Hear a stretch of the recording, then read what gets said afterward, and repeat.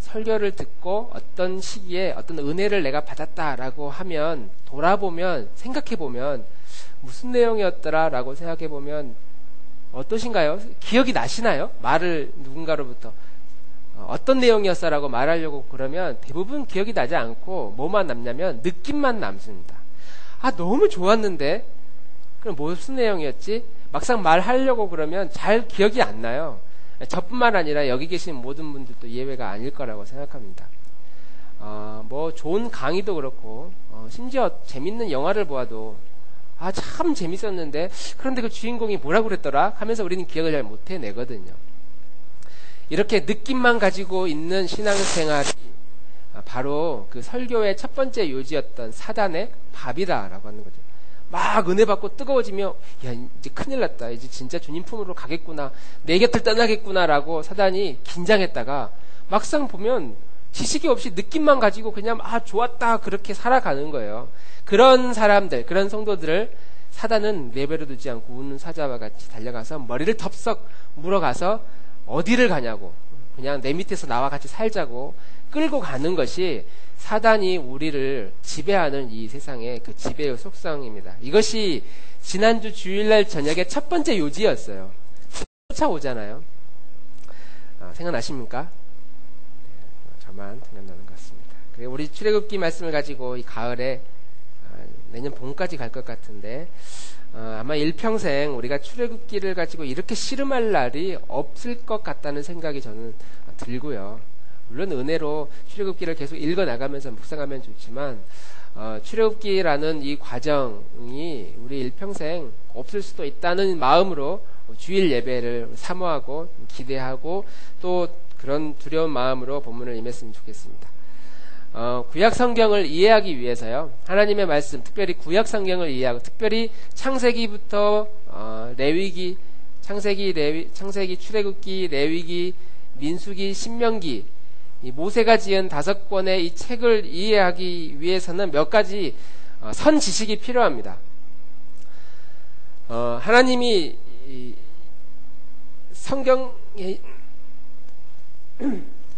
성경의 모든 역사의 주연이 누구인가, 주인공이 누구인가. 우리는 출애굽기를 보면 이스라엘이라고 느낄 수 있지만 성경의 모든 주연은 하나님이시고 하나님이 이 모든 역사의 주인이라는 맥락을 먼저 우리가 이해해야 되고, 하나님이 세상을 창조하시 자기가 주인공이니까 드러나야 되잖아요. 주인공이 대사 몇 마디 없고 무대에 내려가면 안 되잖아요. 그래서 나를 드러내기 위해서 모든 피조 세계들을 다 만들고 그 다음에 그 피조 세계들을 통해 하나님이 무엇을 원하시냐면 대화를 하고 싶으셨어요. 주인공이 독백할 수 없잖아요. 누군가가 대화를 해서 드러나는, 하나님이 드러나겠지만 하나님이 주인공이 드러나기 위해서도 결국 조연도 필요하고 엑스트라도 다 필요한 것처럼 이 땅의 모든 자연 만물과 하나님은 대화하기를 원하십니다. 그래서 인간들을 지으셔서 소통을 하고, 이 소통하는 데는 몇 가지 규칙이 있거든요. 하나님이 정하신 몇 가지 그 질서가 있습니다. 이 질서를 택한 사람에게 알려주었는데 그 첫 번째 사람이 누구냐면 아브라함이라는 사람이고, 이 아브라함과 하나님이 정하신 그 소통의 규칙, 성경은 그것을 언약이라고 말합니다. 이 언약을 언약을 아브라함과 처음 맺게 됩니다. 약속을 하게 되는 거예요. 그래 너가 이 약속을 지키면 내가 너의 하나님이 되고 너는 내 백성이 될 것이다. 이런 약속을 지키고, 하나님은 그때부터 이 약속을 지키기 위해서 최선을 다합니다. 최선을 다해요. 그 최선을 다한다는 의미 안에는 인간을 향한 축복도 있지만 인간을 향한 심판도 있습니다. 저희는 내일도 최선을 다하겠습니다. 라는 멘트로 유명한 우리 그 방송사 사장님 앵커도 열심히 최선을 다하지만 그분만 최선을 다하는 게 아니라 우리 인간과 한 약속을 지키기 위해서 우리가 믿는 하나님도 매 순간순간 최선을 다하고 있는 거죠. 그런데 이렇게 하나님과 인간 사이에 대화하려고 하는 대화의 약속에 그 최선에 방해하는 세력이 오늘 본문에 누가 나타나냐면 애굽을 지배하는 바로 왕이 등장하죠. 그래서 하나님이 내 백성이니까 내가 데려가겠다. 웃기지 마라. 당신 누구냐? 난 당신 누군지 알 수 없다.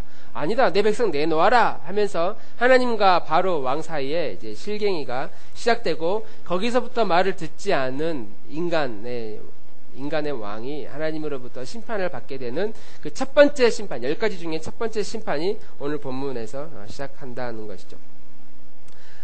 그런데 이렇게 하나님이 인간을 작정하고 이끄시는 이 하나님의 모든 과정 가운데 이것이 오늘날 우리들에게 어떻게 적용되어질 것이냐라고 하는 겁니다.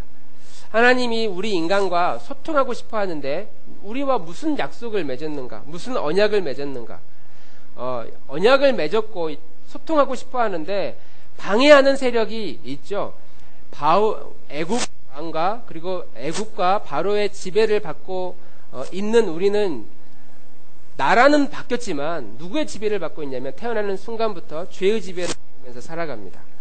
우리는 태어나는 순간부터, 눈을 뜨는 순간부터 이 세상의 죄의 지배를 여전히 받고 있고, 그 죄의 진노 아래에서 하나님의 심판을 받기 직전의 존재이고, 그래서 그런 존재로 살다가 죽으면 끝장나는 인생인데 하나님이 우리를 그냥 두지 아니하시고 약속을 맺어주셔요. 너가 이 약속을 지키면 내가 이 진노 아래에서 살려주겠다.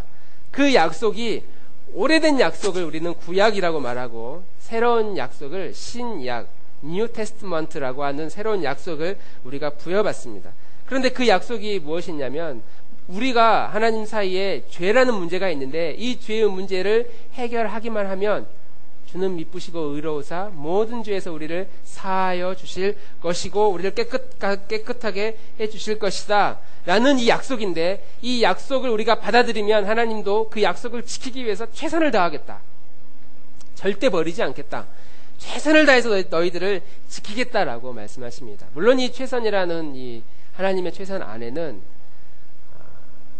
우리를 축복해 주시는 최선도 있지만 심판하시는 최선도 있다는 것이죠. 그런 의미에서 이 출애굽기에 나오는 오늘 첫 번째 이 10가지의 이 재앙은 이스라엘 백성들이 태어나는 순간부터 애굽의 종으로 태어나거든요. 종로로 타다가 죽는, 마치 우리가 일평생 죄의 굴레에서 살다가 죽을 수밖에 없는 그런 불행한 인생인데, 하나님의 최선이 이러한 불행한 굴레 속에서 살아가는 우리들을 심판하기 위해서 심판하시고, 죄악을 심판하고 우리들을 살리시는, 그래서 10번째 심판이 장자의 죽음, 큰아들을 다 죽게 만들어서 더 이상 이 세상에 손을 쓸 수 없도록 만들어내는 것이죠. 그리고 이스라엘 백성들은 이렇게 10가지의 재앙을 거치고 살아나서 애굽에서 나오게 돼서 홍해를 건너게 되고 광야를 가게 됩니다. 그리고 그 광야에서 하나님의 최선이, 심판하셨던 하나님의 최선이 그 광야에서 이제 만나도 주시기도 하고 메추라기 고기도 주시기도 하고, 때로는 불기둥으로 춥지 않도록 해주시고 뜨거운 햇볕을 피하여 구름 기둥으로도 인도해 주시는 하나님의 은혜가 있습니다. 그 최선으로 우리를 축복해 주시죠. 그런데 그러한 하나님의 최선임에도 불구하고 이스라엘 백성들이 그 가운데서 자꾸 뒤를 돌아봐요. 애굽에 가면 부추도 있고 마늘도 있고 양식도 있는데, 샐러드도 넘치고 삼겹살 부피가 가득한 곳이었는데, 그래도 최소한 먹는 문제는 해결할 수 있었는데, 우리가 이 광야에 오다 보니까 물도 없고 먹을 것도 없다 하면서 자꾸 과거를 그리워하는, 죄의 속성에 살고자 하는 인간의 본성을 그 광야에서 드러내게 됩니다. 그리고 하나님은 그러한 인간들을 향하여 끊임없이 최선을 다하시죠. 때리기도 하고 아말렉을 만나기 위해서 전쟁도 일으킵니다. 모세가 두 손을 들고 기도하면 전쟁에서 이기는데, 팔이 아파서 손을 내리면 전쟁에서 져요. 그 전쟁이 이 광야에서 만난 전쟁이거든요. 그런데 이 전쟁 가운데 우리가 두 손을 들어 하나님께 기도하지 않고서는 이 전쟁에서 이길 수 없구나, 무기도 필요 없구나, 애굽의 지배를 받고 있어서 나오긴 나왔는데 여전히 우리는 하나님의 손길이 필요한 존재구나 라고 하는 것을 발견합니다. 그래서 이스라엘 백성들이 견뎌서 가나안 땅에 들어가는 그 과정을 보면서, 다 들어갔나요? 거의 다 죽어요. 광야에서 40년 동안 거의 다 죽습니다. 저는 이 광야 40년의 생활을 생각해 보면은 40년이잖아요. 그러면 여기 계신 우리 성도님들의, 우리들의 일생에 가장 힘을 쓸 수 있는 시기입니다. 태어나서 한 20대까지는, 20살이 되기 전까지는 뭐 배운다고 뭐 경험 쌓고 뭐 여기저기 왔다 갔다 하느라고 20대가 되면 20대가 돼서 좀 미래를 설계하고 본격적으로 내가 살아야지라고 뛰어가면 40년 지나고 나면 벌써 60대가 돼버려요. 그러니까 인생의 가장 중요한 시기가 40년 정도라고 본다면 이스라엘 백성들이 광야 생활 40년 하면서 중요한 시기를 싹 놓친 거예요. 그리고 떠나왔던 백성들이 다 죽고 없어지고 그곳에서 뭐 했냐면 야 우리 빨리 가나안으로 빨리 들어가자가 아니라 그냥 생활을 한 겁니다. 40년 동안 거기서 결혼도 하고 아이도 낳고 거기서 먹고 마시고 공부도 하고 배우기도 하고 제사도 드리면서 광야에서 그곳에서 생활을 한 겁니다. 하나님의 뜻이 무엇이었냐면 하나님의 뜻이 그 광야 생활을 하면서 빨리 가나안에 들어가서 하나님이 주시는 축복을 받아라. 가나안의 축복이다. 그것이 아니라 40년 그 광야 생활 가운데 내가 너희와 함께 있다라는 것을 우리에게 말씀해 주고 싶었던 것이죠.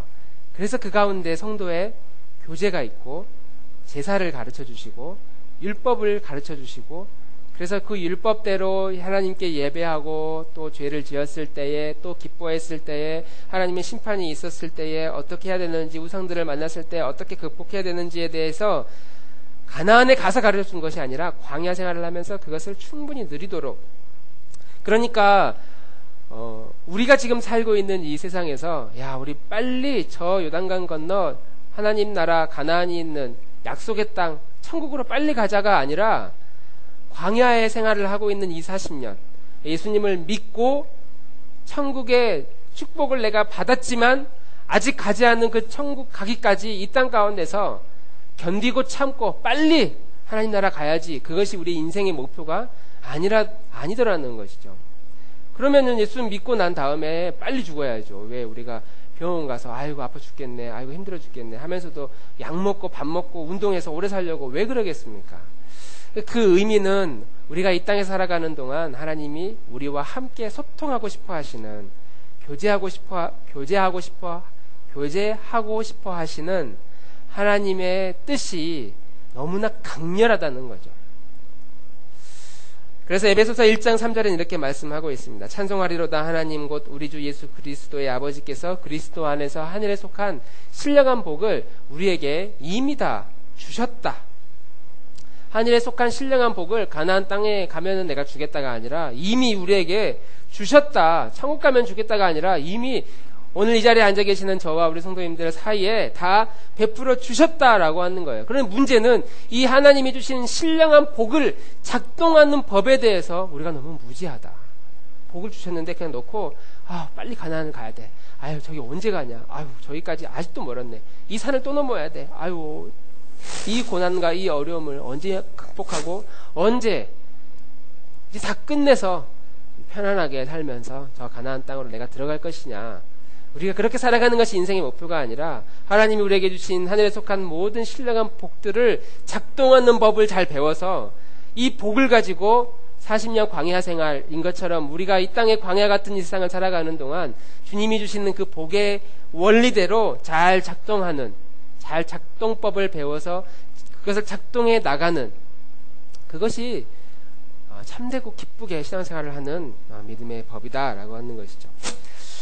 오늘부터 시작하는 이 10가지 재앙들을 보면서 우리가 얼마나 이 세상의 애굽의 지배를 받고 있는가 그리고 하나님께서 그러한 지배를 받고 있는 세상의 지배를 받고 있는 우리들을 향해 그것에서 우리를 건지기 위해서 얼마나 진노하시고 아주 무서운 하나님의 심판을 그들에게 보여주고 있는가.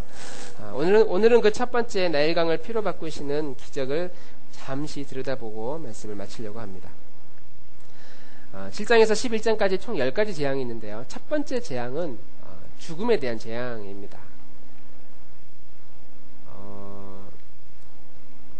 나일강은 우리나라 한강보다 훨씬 더 규모가 크고 4대 문명이 시작된 아주 거대한 강이죠. 그러니까 그 강이 상상을 해보면 강이 다 똑같은 강은 아니잖아요. 우리 한강 같은 나름 관리를 잘한 강이 있는 반면에 뭐 중국의 황하강이나 뭐 이런 강들을 보면 뭐 제가 직접 본 건 아니지만 사진으로 보면 흙탕물이거든요. 그리고 어떠한 곳에 사람들이 손길에 잘 닿지 않는 그런 곳의 강들을 보면 그 맨 밑바닥이 다 보일 정도로 계곡 같은 데 가면 밑바닥이 다 들여다 보일 정도로 아주 투명한 강물이거든요. 거대한 강물이 바닥까지 다 보이는, 물고기들이 다 보이는 투명한 그런 강들이 있고 또 더러운 강들이 있지만, 이 나일강이, 이 거대한 강이 다 피로 만들어졌다는, 피로 변했다는 그 상상을 한번 해보면 되게 무서웠겠다는 생각을, 상상만 해도 소름 끼치는 일이었겠다는 생각을 하게 됩니다. 하나님이 모세에게, 우리 성경의 본문 읽은 대로 모세에게 나일강을 피로 만들게 하고 아론에게 명령해서 나일강뿐만 아니라 애굽의 모든 호수, 모든 물들, 운하, 여기에 지팡이를 내밀 때마다 다 물이 피로 변하고 이것이 일주일간 지속됐다고. 그러니까 물을 얻고자 하는 이들은 땅을 파는 게 손으로 파는 개념이 아니라 지하수를 깊게 파야 겨우 먹을 수 있는 물이 나오는 정도입니다. 그렇게 물을 이제 먹으면서 그들은 겨우겨우 견디는 사람들이 되었습니다. 왜 하나님이 첫 번째 심판으로 물을 피로 바꾸는 기적을 주셨을까? 우리가 보통 피 그러면 죽음을 의미합니다. 사람이 피를 흘리면 이 피를 보면 죽음에 대한 두려움과 공포를 갖게 되죠. 제가 그래서 사람이 이 피를 얼마나 두려워할까 해서 피에 대한 사진을 좀 준비를 해보려다가 너무 제가 봐도 도저히 안 되겠다 싶어가지고, 진짜 피는 안 되겠고, 만화 애니메이션에 나오는 이집트 왕자에서 나오는 물을 피로 변하게 하는 그 사진만 준비했습니다. 성경에서 물이 상징하는 바는 생명입니다. 물이 없으면 생명이 유지가 되지 않아서 죽는다는 그런 여러 상징들이, 이런 표현들이 많이 나와 있죠. 그런데 이 물은 생명을 상징하는데 피는 죽음을 의미해요. 그러니까 생명을 상징하는 그 나일 강의 물을 하나님이 심판하셔서 죽음으로 바꿔버리는 것을 말하고 있는 것이죠. 모든 생명을 죽음으로 만든 겁니다. 실제로 나일강은 생명의 신이거든요. 생명의 신과 하나님이 싸운 건 아니죠. 너희들이 그렇게 붙들고 있는 생명의 신이 얼마나 보잘것없는지 내가 한 번에 다 눌러주겠다. 그래서 다 죽음으로 바꿔버린 겁니다. 왜 하나님이 첫 번째 심판으로 이 애굽의 모든 땅 가운데 죽음의 기운이 싹 엄습하도록, 얼마나 두렵겠어요. 피가 그냥 흘러가면 상관없는데 여기저기 다 묻어있고, 물을 마시려고 해도 이게 다 피로 변해있고, 그러면 손에 막 온몸에 핏자국이 묻어있어도 섬찟한데, 그렇게 묻어있는 걸 막 입 닦고 얼굴에 막 온몸에 피가 묻어있고, 상상만 해도 끔찍합니다. 왜 하나님이 첫 번째 심판을, 이 세상에 죽음의 기운이 엄습하는 이런 심판을 주셨을까? 그동안 먹고 마시고 풍요로웠던 나일강을 하나님이 바꾸신 건, 사실은 그 나일강 자체가 사람들은 볼 때 너무 멋있고 너무 화려하고 우리나라의 최고의 수자원이고, 저 강가에서 수많은 사람들이 먹고 마시는 축복의 강이다라고 사람들은 생각했는데, 하나님이 실체를 보여준 거예요.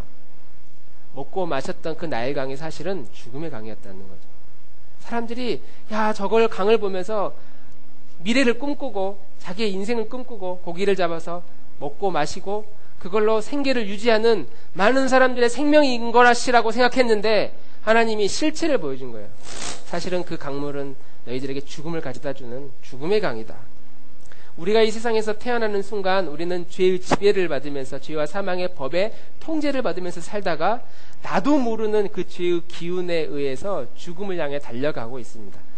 우리는 열심히 이 세상에서 미래를 꿈꾸고 내가 열심히 살아서 행복하고 힘든 인생을 살아야지라고 생각할 수 있지만, 하나님이 보는 관점, 하나님이 이 세상을 이렇게 내려다보면 모든 인생이 태어나자마자 죽음을 향해 막 달려가고 있는, 아니, 이미 죽어있는 시체가 불구덩이 속으로 막 달려가고 있는 그 좀비가 막 걸어가면서 어떻게든 저 살아있는 사람의 피를 먹어보고 결국 그 사람도 좀비가 되고 나도 좀비가 되고, 그렇지만 좀비가 먹어서 뭐 행복하게 살겠어요? 그냥 뭐 살겠죠?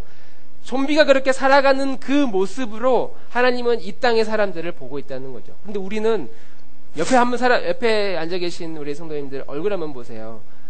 얼마나 화사하고 얼마나 생기가 있습니까? 별로 동의하지 않지만, 그럼 거꾸로 내 옆에 있는 분이 좀비라고 한번 생각해 보십시오. 나를 지금 막 잡아먹으려고 얼굴에 혈기가 하나도 없고 혈색이 없는, 우리가 좀비가 아니고 그래도 하나님이 나에게 주시는 축복에 우리 믿음의 사람이다 라고 생각하니까 그냥 이렇게 지켜보지, 만약에 여기에 우리가 좀비로 다 앉아있다면 생각만 해도 끔찍할 겁니다. 근데 하나님이 이 세상을 바라보면서 세상의 모든 존재하는, 숨쉬고 있는 존재가 이미 죽어있는, 그리고 그 죽음의 기운 가운데서 죽음을 향해 불구덩이 속으로 열심히 달려가고 있는 그런 모습, 온몸에 피로 다 물들고 피로 다 적셔져 있고, 물을 마시려고 해도 다 피로해서 갈 수가 없고, 나일강가에는 가까이 접근할 수도 없는 수많은 고기들이 죽고 냄새가 나고 악취가 나고 고기들이 물 위로, 피 위로 떠오르는 그런 나일 강들을 보면서 하나님이 이 세상을, 너희가 살고 있는 이 세상은 바로 이런 세상이다라고 실체를 보여주고 있는 것이죠. 우리는 분명히 생명이라고 소망이라고 생각하는 것들이, 그리고 그것을 기대하면서 열심히 살아가는 이 세상이 하나님이 볼 때 다 피를 물들여 있는 죄악된 세상이다. 거기서 열심히 한들, 노력해서 성공한들, 좋은 것을 얻게 된들, 좋은 업적을 누리고 많은 사람들에게 인정받는다 한들, 생명이 없는 그곳에서는 여전히 죽음이 계속 죽음을 낳고 죽음이 죽음을 낳는 반복되는 삶을 우리는 살아갈 수밖에 없다라는 것이죠. 그런데 이렇게 피가 가득한 이 세상에, 죽음의 공포가 가득한 이 세상에 하나님의 아들이신 예수님께서 이 땅에 오셨습니다. 그리고 예수님께서 인간을 향하여서 베푼 첫 번째 기적이 무엇이었냐면 물을 포도주로 만드는 기적이었어요. 포도주가 떨어져서 사람들이 먹을 양식이 없습니다, 포도주가 이제 잔치를 끝내야겠습니다라고 할 때에 예수님께서 오셔서 그 물을 포도주로 만드시죠. 그리고 이 포도주가 나중에는 제자들에게 따라서 나누어 주면서 너희는 이 잔은 내 피로 세운 새 언약이다. 내 피로, 피는 죽음을 의미하는데 내 피로, 내 죽음으로 세운 새로운 언약이다. 이 포도주가, 예수님께서 만드신 첫 번째 그 기적은 결국 이 땅에 죽음의 기운이 가득한 이 세상에 생명을 불어넣는 첫 번째 기적이었고, 그 완성은 예수님께서 십자가에서 죽으심으로 우리 한 사람 한 사람의 모든 죄악의 그 기운을 제거해 주시는 하나님의 심판, 너무나 두려운 심판, 그 심판이 자기 아들을 죽이시는 거였거든요. 끔찍한 심판. 그래서 구약에 우리가 죄를 지으면 그 피를 대신 흘려야 했는데 인간 대신 짐승의 피를 잡아서 그 죄의 문제를 해결했다면, 신약시대 때는 예수님께서 직접 죽으심으로 그 피를 통해 우리가 가지고 있는 모든 이 죄의 기운, 죽음의 기운들을 깨끗하게 해주시는, 그리고 그것을 의미하는 그 상징으로 우리에게 포도주를 주신 것이죠. 예수님께서 나누시는 이 포도주는 자기의 피라고 말씀하시면서 새로운 언약이다, 새 약속이다. 우리가 서두에 말씀 나눈 것처럼 하나님은 그 약속을 지키기 위해서 최선을 다하시죠. 한번 따라해 보겠습니다. 하나님은 약속을 지키기 위해 최선을 다하십니다. 그리고 그 최선 안에는 심판도 있고 축복도 있지만, 그 새로운 약속 가운데 우리들에게 더 이상 구약의 모든 그 죄의 기운으로부터 죽어가는 우리들을 그냥 두지 아니하시고 한 번으로 끝내신 겁니다.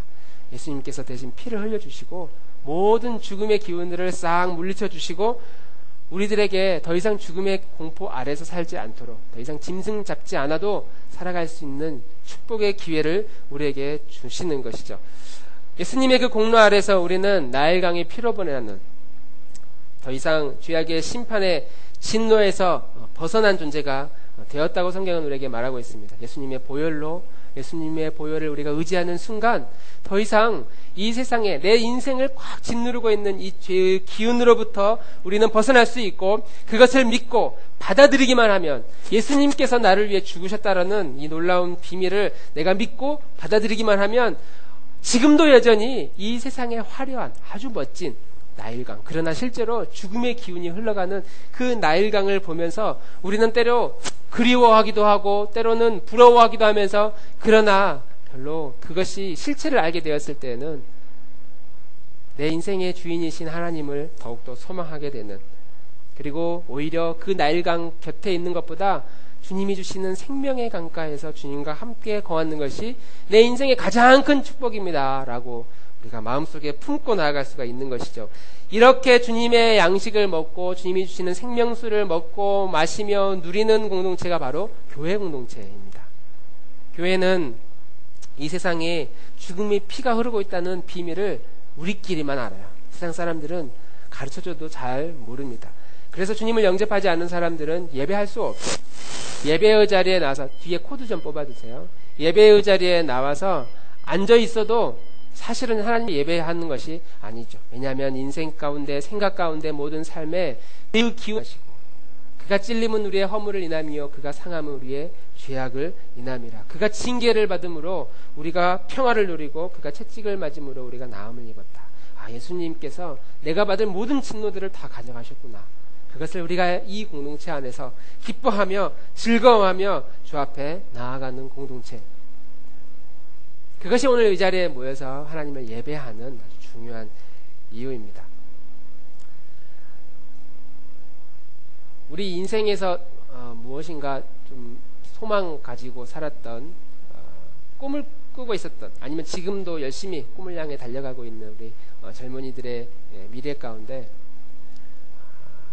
하나님이 보여주시는 이 세상은 그렇게 썩 유쾌하지 않는 세상이라고 말합니다. 나일강이 아주 내 인생을 보장하고 우리가 살아가고 있는 내 미래, 청사진을 그려서 열심히 살다 보면 언젠가 좋은 날이 오겠지, 행복하게 살 수 있겠지라고 꿈꾸는 우리들의 모든 그 인생이 사실은 매우 비참하고 우리를 낙담케 하고 끔찍하게 만드는, 애굽의 그 굴레 종노릇하게 만드는 그 세상에서 우리는 매 순간순간 살아가고 있고, 그 나일강가에서 많은 사람들이 피인지도 모른 채 한 바가지씩 퍼서 그것을 먹고 마시고 자신의 창고에 쌓아두면서 이것이 내 인생을 보장해 줄 것이라고 사람들은 생각하며 나일강가에서 살아가고 있습니다. 예수님을 믿는 하나님의 자녀들은 이 세상에서 구별되었으나, 이 세상에서 살아가고 있지만 그러나 구별된 존재로 세상에서 도망가지 않고, 그러나 세상에서 빛과 소금의 역할을 감당하도록 파송받은 그러한 존재가 하나님을 믿는 오늘 이 자리에 모인 우리 공동체, 나들모 공동체인 줄 믿습니다. 할렐루야. 우리가 나들모 공동체에 속해 있지만, 이 세상에 속해 있지만 그러나 세상에 속하지 않은, 세상에서 살아가나 속하지 않은 나일강가의 물을 먹으면서 아 시원하다, 너무 좋다 라고 말하는 것이 아니라, 이 비참한 시대의 이 현실 가운데 많은 사람들이 명절이라고 가서 우상에게 절을 하고 경배하고, 또 그것에서 서로 겉으로는 아주 행복한 것처럼 보이나 속으로는 다 미워하고 시기하고 질투하고 원망하는 이 모든 사람들의 관계 가운데서 우리가 하나님이 주시는 축복의 이 약속을 우리가 붙들고 다시는 나일강가에 빠지지 않을 것을 기대하며 소망하며 나아갈 때에 이 추석 연휴 가운데도 하나님이 우리 자신에게 주시는 이 보혈의 생명과 주님의 그 사랑이 가득 우리 안에 넘치고 그것을 증거하는 우리 교우들이 되기를 주님의 이름으로 축원합니다.